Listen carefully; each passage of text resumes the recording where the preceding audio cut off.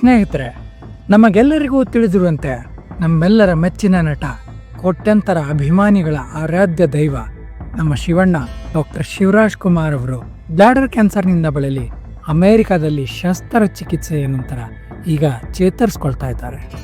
ಇನ್ನು ಕೆಲವೇ ದಿನಗಳಲ್ಲಿ ಅವರು ಡಿಸ್ಚಾರ್ಜ್ ಕೂಡ ಆಗ್ತಾರೆ. ಡಿಸ್ಚಾರ್ಜ್ ಆಗಿ ನಮ್ಮ ದೇಶಕ್ಕೆ ಮತ್ತೆ ಮರಳ್ತಾರೆ. ಇದು ನಮಗೆಲ್ಲರಿಗೂ ಖುಷಿ ನೀಡುವಂಥ ವಿಚಾರ.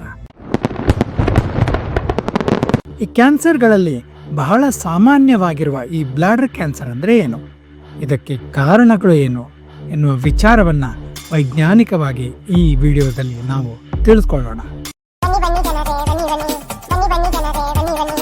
ಮೂತ್ರನಾಳದ ಕ್ಯಾನ್ಸರ್ ಇದು ಮೂತ್ರನಾಳದ ಅಂಗಾಂಶ ಅಥವಾ ಟಿಶ್ಯೂ ಅಂತ ಏನು ಹೇಳ್ತೀವಿ. ಈ ಟಿಶ್ಯೂಗಳಲ್ಲಿ ಬೆಳವಣಿಗೆಯಾಗುವ ಒಂದು ರೀತಿಯ ಕ್ಯಾನ್ಸರ್. ಇದು ಕೂಡ ಎಲ್ಲ ಕ್ಯಾನ್ಸರ್ಗಳಂತೆ ಕೋಶದಲ್ಲಿ ಇರುವ DNA ಸರಿಗೊಳ್ಳದ ಹಾಗೆ ಪರಿವರ್ತನೆ ಅಂದರೆ ಮ್ಯೂಟೇಷನ್ ಆದರೆ ಉಂಟಾಗುತ್ತೆ. ಆದರೆ ಈ ಬ್ಲಾಡರ್ ಕ್ಯಾನ್ಸರ್ ನಾವೆಲ್ಲರೂ ತೇದಿರುವುದಕ್ಕಿಂತ ಹೆಚ್ಚು ಸಾಮಾನ್ಯವಾಗಿದೆ. ಮೂತ್ರನಾಳಗಳು ಹೊಟ್ಟೆಯ ಕೆಳಭಾಗದಲ್ಲಿ ಇರುವಂಥ ಪೈಪ್ನಂತಹ ಒಂದು ಭಾಗ. ಈ ಭಾಗವು ಮೂತ್ರವನ್ನು ಸಾಗಿಸುವ ಮತ್ತು ಮೂತ್ರಪಿಂಡಗಳನ್ನು ಮೂತ್ರಕೋಶಕ್ಕೆ ಸಂಪರ್ಕಿಸುವ ಕೊಳವೆಗಳಾಗಿವೆ. ಈ ಭಾಗವು ದೇಹದಿಂದ ಮೂತ್ರವನ್ನು ಹೊರಹಾಕುವ ಮೊದಲು ಅದರ ಸಂಗ್ರಹಣೆ ಮತ್ತು ಹಿಡಿದಿಟ್ಟುಕೊಳ್ಳಲು ಬಹಳ ಸಹಕಾರಿಯಾಗಿರುವಂಥ ಅಂಗ. ಆದರೆ ಈ ಅಂಗದಲ್ಲಿನ ಜೀವಕೋಶಗಳು DNA ಮ್ಯೂಟೇಷನ್ ಆದಾಗ ರಾಕ್ಷಸನಾಗಿ ಬದಲಾಗ್ತವೆ. ಈ ರೀತಿಯಾದಾಗ ಅವು ಅನಿಯಂತ್ರಿತವಾಗಿ ಬೆಳವಣಿಗೆಯಾಗ್ತವೆ. ಆವಾಗ ಅಲ್ಲಿ ಕ್ಯಾನ್ಸರ್ ಉಂಟಾಗುತ್ತೆ. ಈ ಬ್ಲಾಡರ್ ಕ್ಯಾನ್ಸರ್ಗಳಲ್ಲೇ ಸಾಮಾನ್ಯವಾದದ್ದು ಯುರೋಥೀಲಿಯಲ್ ಕಾರ್ಸಿನೋಮಾ ಅಂತ ಕರೀತಾರೆ. ಅಂದರೆ ಮೂತ್ರವನ್ನು ಸ್ಟೋರ್ ಮಾಡುವ ಬ್ಲಾಡರ್ನ ಒಳಪದರದಲ್ಲಿ ಯುರೋಥೀಲಿಯಲ್ ಸೆಲ್ ಎನ್ನುವ ಕೋಶಗಳು ಇರ್ತವೆ. ಈ ಕೋಶಗಳು ರಾಕ್ಷಸಿ ರೂಪ ತಾಳಿ ಅವು ಅವ್ಯಾಹತವಾಗಿ ವಿಭಜನೆಗೊಳ್ಳುತ್ತಾ ಹೋದರೆ ಅದನ್ನ ಯುರೋಥೀಲಿಯಲ್ ಕಾರ್ಸಿನೋಮಾ ಅಂತ ಹೆಸರಿಡಲಾಗುತ್ತೆ. ಬ್ಲಾಡರ್ ಕ್ಯಾನ್ಸರ್ನ 90% ಪ್ರಕರಣಗಳು ಕೈಗಾರೀಕರಣಗೊಂಡ ದೇಶದ ಜನರಲ್ಲಿ ಕಂಡುಬರುತ್ತವೆ. ಈ ರೀತಿಯ ಕ್ಯಾನ್ಸರ್ ಸಾಮಾನ್ಯವಾಗಿ ವಯಸ್ಸಾದವರಲ್ಲಿ ಕಂಡುಬರುತ್ತವೆ. ಧೂಮಪಾನ, ಹಾನಿಕಾರಕ ರಾಸಾಯನಿಕಗಳಿಗೆ ಒಡ್ಡಿಕೊಳ್ಳುವುದು ಮತ್ತು ಬ್ಲಾಡರ್ನಲ್ಲಿ ದೀರ್ಘಕಾಲದವರೆಗೆ ಉರಿಯೂತದಂತಹ ಪರಿಣಾಮಗಳಿಂದ ಈ ಕ್ಯಾನ್ಸರ್ ಉಂಟಾಗುತ್ತೆ. ಮೂತ್ರಪಿಂಡದ ಯಾವುದೇ ಕ್ಯಾನ್ಸರ್ನ ಪ್ರಾರಂಭಿಕ ಲಕ್ಷಣವೆಂದರೆ ಮೂತ್ರದಲ್ಲಿ ರಕ್ತ ಕಾಣಿಸೋದು. ಅಂದರೆ ಮೂತ್ರದ ಬಣ್ಣ ಸಾಮಾನ್ಯ ಬಣ್ಣಕ್ಕಿಂತ ಕೆಂಪಗಾಗಿರೋದು. ಇದು ನಮ್ಮ ಬರಿಗಣ್ಣಿಗೆ ಸಾಮಾನ್ಯವಾಗಿ ಕಾಣುತ್ತೆ ಮತ್ತು ಕೆಲವು ಸಂದರ್ಭಗಳಲ್ಲಿ ಮಾತ್ರ ಮೈಕ್ರೋಸ್ಕೋಪ್ನಲ್ಲಿ ನೋಡಬೇಕಾಗತ್ತೆ. ಇದರ ಜೊತೆಗೆ ಫ್ರೀಕ್ವೆಂಟ್ ಯೂರಿನೇಷನ್ ಅಂದರೆ ಪದೇ ಪದೇ ಮೂತ್ರ ವಿಸರ್ಜನೆ ಮಾಡೋದು ಮತ್ತು ಪಲ್ವಿಸ್ ಅಂದರೆ ತೊಡೆ ಸಂಧಿಯಲ್ಲಿ ಅಥವಾ ಅದರ ಸುತ್ತಲೂ ತಡೆಯಲಾರದಷ್ಟು ಉರಿ ಮತ್ತು ನೋವು ಕಾಣಿಸ್ಕೊಳ್ಳೋದು.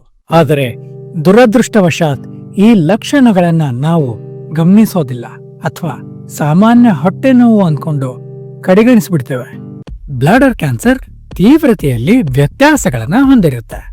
ಕೆಲವು ಕ್ಯಾನ್ಸರ್ಗಳು ಬ್ಲಾಡರ್ನ ಒಳಪದರಕ್ಕೆ ಸೀಮಿತವಾಗಿದ್ದರೆ ಇನ್ನೂ ಕೆಲವು ಕ್ಯಾನ್ಸರ್ಗಳು ಅಂಗಾಂಶದ ಆಳಕ್ಕೆ ಹೋಗುತ್ತವೆ ಮತ್ತು ಬೇರೆ ಅಂಗಗಳಿಗೂ ವ್ಯಾಪಿಸುತ್ತೆ.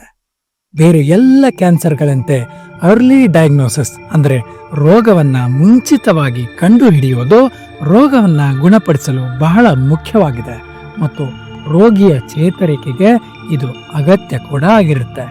ಒಂದು ಡೇಟಾದ ಪ್ರಕಾರ 2022ರಲ್ಲಿ ಜಗತ್ತಿನಾದ್ಯಂತ 6 ಲಕ್ಷಕ್ಕಿಂತ ಹೆಚ್ಚು ಜನಕ್ಕೆ ಬ್ಲಾಡರ್ ಕ್ಯಾನ್ಸರ್ ರೋಗ ಉಂಟಾಗಿತ್ತು ಮತ್ತು 2020ನೇ ಇಸವಿಯಿಂದ ಪ್ರತಿ ವರ್ಷ ಬ್ಲಾಡರ್ ಕ್ಯಾನ್ಸರ್ ರೋಗಿಗಳ ಸಂಖ್ಯೆ 14% ಹೆಚ್ಚಾಗುತ್ತಿರೋದು ಆತಂಕ ಪಡುವಂತಹ ವಿಚಾರ.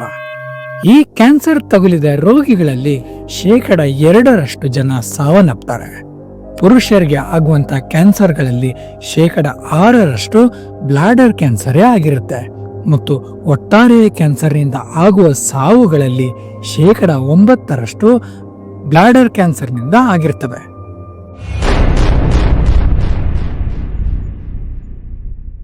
ಬ್ಲಾಡರ್ ಕ್ಯಾನ್ಸರ್ಗೆ ಕಾರಣವಾಗುವಂತಹ ಅಂಶಗಳು.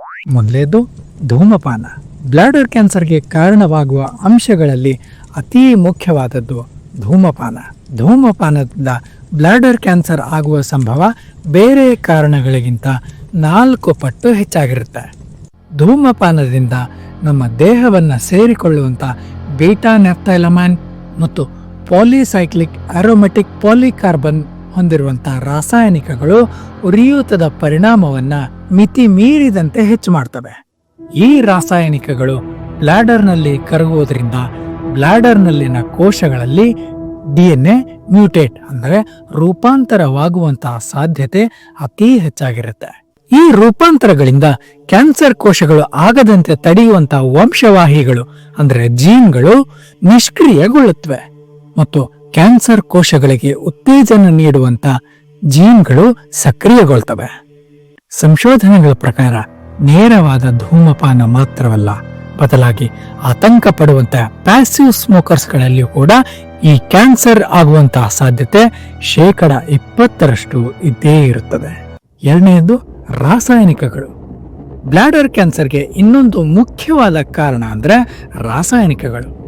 ಇವು ಮುಖ್ಯವಾಗಿ ಪೇಂಟ್, ಪೆಟ್ರೋಲ್, ಕೆಲವು ಲೋಹಗಳನ್ನು ಮಿಶ್ರ ಲೋಹಗಳಾಗಿ ಪರಿವರ್ತಿಸಿದಾಗ ನಮ್ಮ ತಲೆ ಕೂದಲಿಗೆ ಬಳಸುವಂತಹ ರಾಸಾಯನಿಕ ತುಂಬಿದ ತೈಲ ಮತ್ತು ಬಣ್ಣಗಳಿಂದ, ಆಹಾರಗಳಿಗೆ ಬಳಸುವಂತಹ ರಸಗೊಬ್ಬರಗಳು ಮತ್ತು ಆಶ್ಚರ್ಯಕರ ರೀತಿಯಲ್ಲಿ ನೀವು ಎಲ್ಲರೂ ಬಳಸುವಂತ ಕ್ಲೋರಿನೇಷನ್ ಮಾಡಿದಂಥ ಪ್ಯಾಕೇಜ್ ಡ್ರಿಂಕಿಂಗ್ ವಾಟರ್ ಅಂದರೆ ಪ್ಯಾಕ್ ಮಾಡಲಾದ ನೀರಿನಿಂದ ಮತ್ತು ನಾವು ಬಳಸುವಂತಹ ಮಾತ್ರೆಗಳಿಂದ ಮತ್ತು ಇನ್ನೂ ಹಲವು ರೀತಿಯಲ್ಲಿ ನಮ್ಮ ದೇಹವನ್ನು ಸೇರಿಕೊಳ್ಳುವಂತಹ ರಾಸಾಯನಿಕಗಳಿಂದ, ಮುಖ್ಯವಾಗಿ ಆರೋಮ್ಯಾಟಿಕ್ ಅಮೈನ್ಸ್, ಪಾಲಿಸೈಕ್ಲಿಕ್ ಆರೋಮ್ಯಾಟಿಕ್ ಹೈಡ್ರೋಕಾರ್ಬನ್ಗಳು, ಕ್ಲೋರಿನೇಟೆಡ್ ಹೈಡ್ರೋಕಾರ್ಬನ್ಗಳಿಂದ ಕೂಡಿದ ರಾಸಾಯನಿಕಗಳಿಂದ ಈ ಕ್ಯಾನ್ಸರ್ ಉಂಟಾಗುತ್ತೆ. ಈ ರಾಸಾಯನಿಕಗಳನ್ನ ಕಾರ್ಸಿನೋಜನ್ಸ್ ಅಂತ ಕರೀತಾರೆ. ಈ ಕಾರ್ಸಿನೋಜನ್ ಅಂದ್ರೆ ನಮ್ಮ DNA ಪರಿವರ್ತನೆಗೊಳ್ಳುವಂತೆ ಮಾಡುವಂತಹ ಏಜೆಂಟ್ಗಳು. ಇವು ನಮ್ಮ ದೇಹವನ್ನ ನಿರ್ದಿಷ್ಟ ಪ್ರಮಾಣದಲ್ಲಿ ಸೇರಿಕೊಂಡಾಗ ಹಲವಾರು ವರ್ಷಗಳ ನಂತರ ಕ್ಯಾನ್ಸರ್ ಸಂಭವಿಸುತ್ತೆ. ಮೂರನೇದು ಸ್ಕಿಸ್ಟೋಸೊಮ್ಯಾಸಿಸ್ ಇನ್ಫೆಕ್ಷನ್ ಆಗೋದು. ಇದರ ಪ್ರಮಾಣ ಬಹಳ ಕಡಿಮೆಯಾದರೂ ಕೂಡ ಇದು ಬಹಳ ಆಕ್ರಮಣಕಾರಿ ಸ್ವಭಾವದ ಕ್ಯಾನ್ಸರ್ ಅನ್ನ ಉಂಟು ಮಾಡುತ್ತೆ. ಇದು ಸ್ಕಿಸ್ಟೋಸೊಮ್ಯಾಸಿಸ್ ಹೆಮಾಟೋಬಿಯಂ ಎನ್ನುವಂತ ಜಂತು ಹುಳ ನಮ್ಮ ದೇಹವನ್ನ ಚರ್ಮದ ಮೂಲಕ ಸೇರಿಕೊಂಡಾಗ ದೇಹದಲ್ಲಿ ನೈಟ್ರೋಸೋ ಗುಂಪಿನ ರಾಸಾಯನಿಕಗಳನ್ನ ಬಿಡುಗಡೆ ಆಗುವಂತೆ ಮಾಡುತ್ತೆ ಮತ್ತು ಇದರಿಂದ ಬ್ಲಾಡರ್ ಕ್ಯಾನ್ಸರ್ ಆಗುವ ಸಾಧ್ಯತೆ ಹೆಚ್ಚಾಗಿರುತ್ತೆ. ನಾಲ್ಕನೇದು ಸ್ಥೂಲಕಾಯ. ಇದು ಆಶ್ಚರ್ಯ ಆದರೂ ಸತ್ಯ. ಹಲವಾರು ಸಂಶೋಧನೆಗಳು ದೃಢಪಡಿಸಿರುವಂತೆ ಸ್ಥೂಲಕಾಯ ಬೇರೆ ಬೇರೆ ಕ್ಯಾನ್ಸರ್ಗಳಿಗೆ ಕಾರಣವಾಗುತ್ತೆ. ಅದರಂತೆ ಬ್ಲಾಡರ್ ಕ್ಯಾನ್ಸರ್ಗೂ ಕೂಡ ಇದು ಕಾರಣ ಆಗುತ್ತೆ ಮತ್ತು ಇದರ ಸಾಧ್ಯತೆ 10% ಇರುತ್ತೆ. ಎತ್ತರಕ್ಕೆ ತಕ್ಕಂತೆ ಹೆಚ್ಚಾಗುವ ತೂಕ 5 kg ಹೆಚ್ಚಾದಷ್ಟು ಬ್ಲಾಡರ್ ಕ್ಯಾನ್ಸರ್ ಆಗುವಂತಹ ಸಂಭವ 4.2% ಹೆಚ್ಚಾಗುತ್ತಾ ಹೋಗುತ್ತೆ. ಸ್ಥೂಲಕಾಯ ಅತಿಯಾಗಿ ಉರಿಯೂತದ ಪರಿಣಾಮವನ್ನು ಉಂಟುಮಾಡುತ್ತೆ. ಇದರಿಂದ ಕ್ಯಾನ್ಸರ್ ಕೋಶಗಳು ಹೊಸ ರಕ್ತನಾಳಗಳನ್ನು ಬೆಳೆಸಿಕೊಳ್ಳುವುದಕ್ಕೆ ಸಹಕಾರಿಯಾಗುತ್ತೆ ಮತ್ತು ನಮ್ಮ ರೋಗ ನಿರೋಧಕ ಶಕ್ತಿಯು ವಯಸ್ಸಾದ ಮತ್ತು ಹಾನಿಗೊಂಡ ಕೋಶಗಳನ್ನು ನಾಶಪಡಿಸದ ಹಾಗೆ ತಡೆಯುತ್ತೆ. ಇದರಿಂದ ಸ್ಥೂಲಕಾಯದಿಂದ ಕ್ಯಾನ್ಸರ್ ರೋಗ ಉಂಟಾಗುತ್ತೆ. ಈ ಬ್ಲಾಡರ್ ಕ್ಯಾನ್ಸರ್ನ ತಡೆಯೋದು ಹೇಗೆ? ಹಣ್ಣುಗಳು ಮತ್ತು ತರಕಾರಿಗಳ ಸೇವನೆಯು ಆರೋಗ್ಯಕರ ಆಹಾರದ ಒಂದು ಪ್ರಮುಖ ಭಾಗವಾಗಿದೆ ಮತ್ತು ಕ್ಯಾನ್ಸರ್ ಅಪಾಯವನ್ನ ಕಡಿಮೆಗೊಳಿಸುತ್ತೆ. ಇದನ್ನ ಹಲವಾರು ಸಂಶೋಧನೆಗಳು ಸಾಬೀತುಪಡಿಸಿವೆ. ಅದರಂತೆ ಯುರೋಪಿಯನ್ ಜರ್ನಲ್ ಆಫ್ ನ್ಯೂಟ್ರಿಷನ್ ನಲ್ಲಿ ಪ್ರಕಟವಾದ ಒಂದು ಸಂಶೋಧನಾ ಲೇಖನದ ಪ್ರಕಾರ ಹಣ್ಣು ಮತ್ತು ತರಕಾರಿಗಳ ಸೇವನೆಯಿಂದ ಕ್ಯಾನ್ಸರ್ ಆಗುವುದನ್ನ ತಪ್ಪಿಸಬಹುದು. ಇದರ ಬಗ್ಗೆ ವಿವರವಾಗಿ ಮುಂದಿನ ವಿಡಿಯೋದಲ್ಲಿ ನೋಡೋಣ. ಈ ಬ್ಲಾಡರ್ ಕ್ಯಾನ್ಸರ್ ನಮ್ಮನ್ನ ನಿಧಾನವಾಗಿ ಗೊತ್ತಿಲ್ಲದೆ ಬಾಧಿಸುವಂತಹ ಶತ್ರುವಾಗಿದೆ. ಈ ರೋಗವನ್ನ ಬೇಗ ಕಂಡು ಹಿಡಿಯುವುದರಿಂದ, ಧೂಮಪಾನವನ್ನ ಬಿಡೋದರಿಂದ, ಸಕ್ರಿಯ ಜೀವನ ಶೈಲಿ ರೂಢಿಸುವುದರ ಮೂಲಕ, ಒಳ್ಳೆಯ ಪೌಷ್ಟಿಕ ಆಹಾರದ ಸೇವನೆಯ ಮೂಲಕ ನಾವು ತಡೆಗಟ್ಟಬಹುದು. ಒಟ್ಟಾರೆಯಾಗಿ ನಾವು ಆರೋಗ್ಯಕರ ಮತ್ತು ಬಲವಾದ ಸಮುದಾಯವನ್ನ ನಿರ್ಮಿಸಬಹುದು. ಈ ವಿಡಿಯೋದಲ್ಲಿ ಕೊಟ್ಟ ಮಾಹಿತಿ ನಿಮಗೆ ಇಷ್ಟ ಆಗಿದ್ರೆ ದಯವಿಟ್ಟು ನಮ್ಮ ಚಾನೆಲ್ನ ಸಬ್ಸ್ಕ್ರೈಬ್ ಮಾಡಿ, ಈ ವಿಡಿಯೋನ ಲೈಕ್ ಮಾಡಿ, ನಿಮ್ಮ ಸ್ನೇಹಿತರು ಮತ್ತು ಕುಟುಂಬದವರೊಂದಿಗೆ ಹಂಚಿಕೊಳ್ಳಿ, ಜಾಗೃತಿಯನ್ನು ಹರಡಲು ಸಹಾಯ ಮಾಡಿ ಮತ್ತು ಕೆಳಗಿನ ಕಮೆಂಟ್ ಬಾಕ್ಸ್ನಲ್ಲಿ ನಿಮ್ಮ ಅಭಿಪ್ರಾಯಗಳನ್ನು ಹಂಚಿಕೊಳ್ಳಿ. ಧನ್ಯವಾದ.